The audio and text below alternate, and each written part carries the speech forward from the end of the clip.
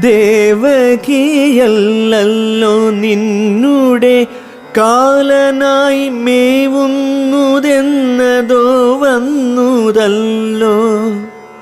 അഷ്ടമനാകുന്ന ബാലകരല്ലോ നിൻ കഷ്ടതയ്ക്കിന്നു നിമിത്തമെന്നാൽ പെറ്റിടുന്ന മക്കളെയെല്ലാമേ തെറ്റെന്നു നിൻ കയ്യിൽ നൽകാമല്ലോ.